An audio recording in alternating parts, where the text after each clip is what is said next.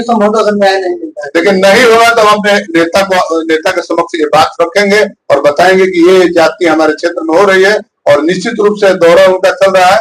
हम लोग यहाँ प्रोग्राम लेंगे इसके लिए। तेजस्वी यादव जी कर्मचारी से कोई भी सवाल कर देगा तो उसके यहाँ थाना पहुंच जाएगी तुरंत।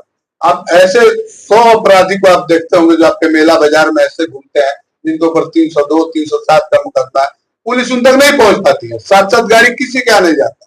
हम तो पहली बार देखे कि इस बेलेबल धराव में भी 7 गाड़ी पुलिस जाना पड़ रहा है, 7 गाड़ी से जाना पड़ रहा है। तो सोचिए इन लोगों के इंटेंशन क्या था, इन लोगों के दिमाग में क्या था कि हाँ अगर वो मिल गया होता तो उसको बहुत पीटे होते। पुलिस की रवैया किसी से छुपा नहीं है। बिहार में पुलिस का क्या हाल है आप लोगों को भी पता है, हमको भी पता है, एक आम जनता को भी पता है।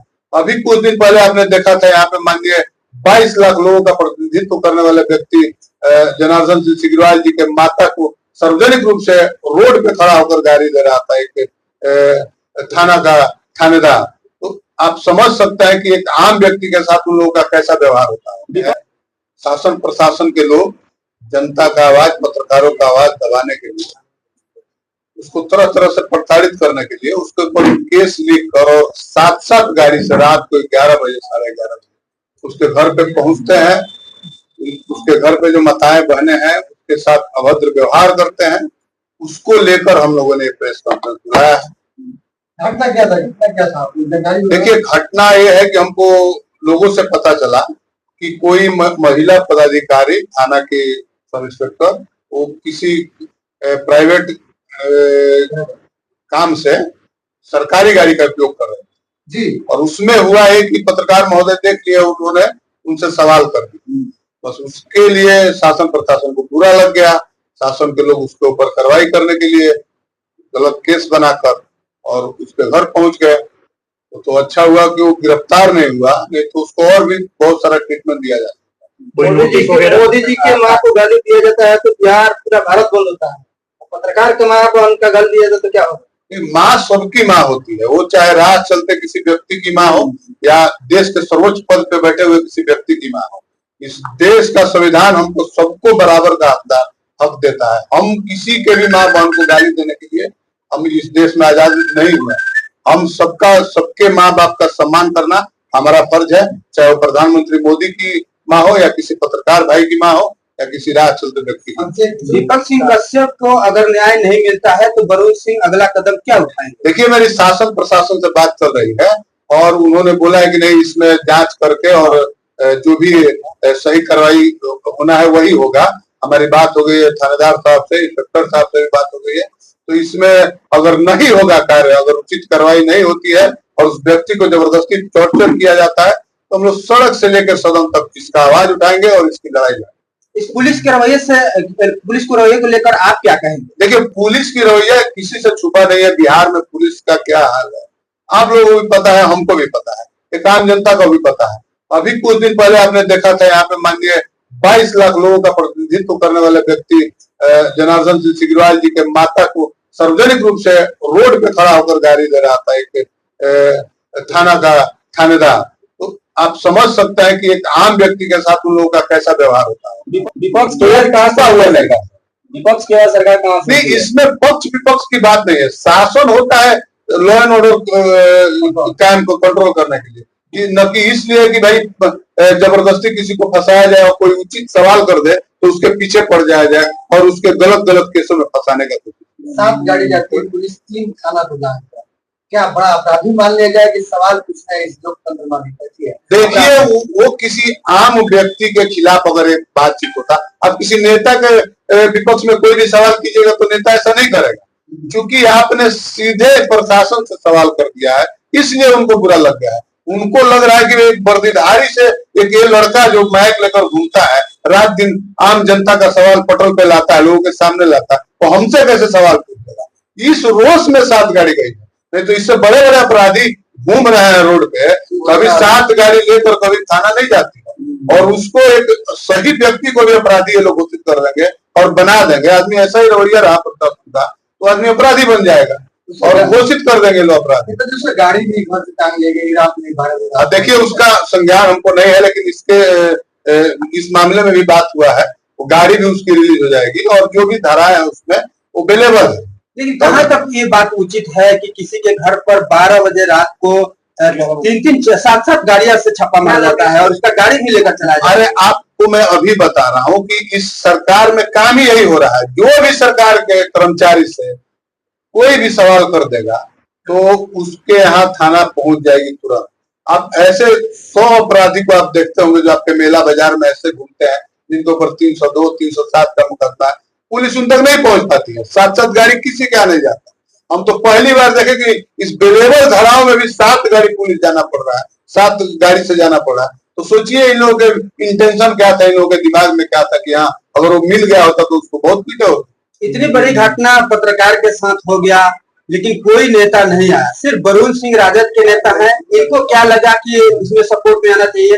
पत्रकार एसोसिएशन भी है, उनको लगता है। देखिए तो घटना मेरे क्षेत्र की है, मैं जहाँ से प्रतिनिधित्व करता हूँ, मेरे क्षेत्र में मेरी माता जी जहाँ से है उस क्षेत्र में घटना हुआ, तो इसलिए तो पहले सबसे पहले मुझे ही आना है। और पत्रकार बंधु चाहे छोटा हो बड़ा हो, इस समाज की आवाज को उठाते हैं। तो जब ये ऐसी आवाजों को अगर दबाने का कोशिश किया जाएगा शासन प्रशासन के द्वारा, तो वहां पे वरुण सिंह आपको एकदम अगले पंक्ति में खड़ा मिलेगा।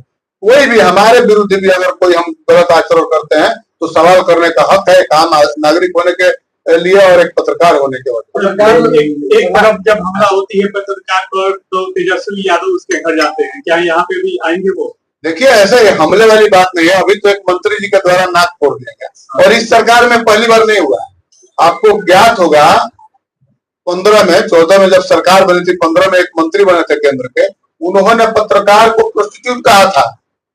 आप उसका सोच, आप मीनिंग पढ़ लीजिएगा, हम वो सार्वजनिक रूप से बोल नहीं सकते हैं, लेकिन वो आप लोगों को उस भाषा से संबोधित किया है। इस सरकार में होता है पत्रकार को पीटना, नाक तोड़ देना या जबरदस्ती उसको किसी केस में फंसा के गिरफ्तार कर देना, ये अभी इस सरकार में हो रहा है और लगातार हो रहा है। इसके वजह से हम लोग सड़क पे। अगर चौथा स्तंभ है आपके भारत देश का और उसको कमजोर करने के लिए, ऐसे तो सभी संस्थाओं को कमजोर किया जा रहा है, लेकिन इसको भी कमजोर करने के लिए भरपूर कोशिश किया जा रहा है। तो राष्ट्रीय कहें कि तुम मुक्का मार देंगे और क्या नहीं। अरे तो वो तो गार्जियन, देखिए मुक्का मारने वाला व्यक्ति जो बोलता है कि तू मुक्का मार दे, तू झापड़ मार दे, वो गार्जियन बोलता है। वो सरकार में वो नाक नहीं तो बोल है, आप उसको सुनते हैं तो आपको भी अच्छा लगता होगा। लास्ट में क्या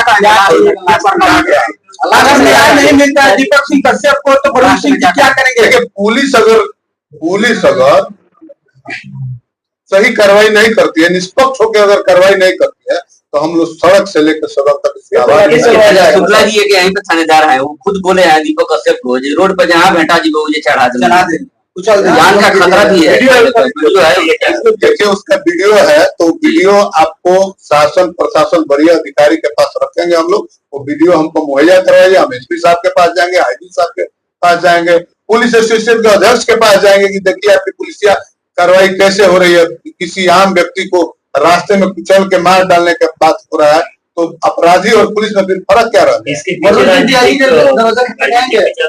देखिए हमको तो लग रहा है कि वो इसके पहले माननीय प्रधानमंत्री का एक कार्यक्रम था, ये बस में चढ़ के तमाम महिलाओं से सवाल पूछे थे और उसमें वही तो महिलाओं ने सच बोल दिया था कि हमको ऐसे बुलाया गया था, ऐसे बुला के ऐसे छोड़ दिया गया।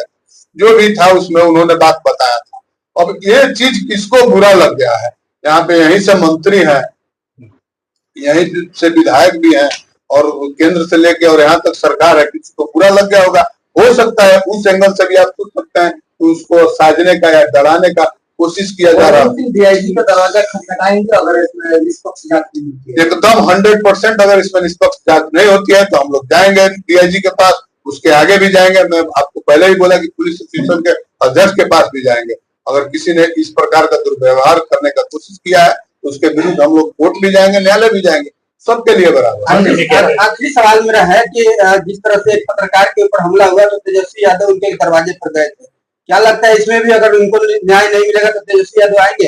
एकदम आएंगे। देखिए अभी जैसे एक प्रकरण हुआ था, आपने देखा होगा, उनके घर हमारे पार्टी के विधायक, हमारे पार्टी के जिला अध्यक्ष दिलीप भाई, सब लोग पहुंचे थे, हाल जाने थे। हमको हमारे विरुद्ध, देखिए हमको हमारा विरोध करे कोई वैचारिक रूप से, हमको दिक्कत नहीं है, लेकिन आप उसको आपराधिक घटनाओं के तहत चाहिएगा कि डराएं और उसको अपराधी घोषित करके और समाज में उसको नीचा दिखाएं या उसका कैरेक्टर बर्बाद करें, तो यह हम लोग नहीं। तेजस्वी यादव आएंगे संभवतः अगर न्याय नहीं मिलता है, लेकिन नहीं होगा तो हम अपने नेता के समक्ष ये बात रखेंगे और बताएंगे कि ये जाति हमारे क्षेत्र में हो रही है और निश्चित रूप से दौरा उनका चल रहा है। हम लोग यहाँ प्रोग्राम लेंगे इसके लिए। किनका? तेजस्वी यादव जी।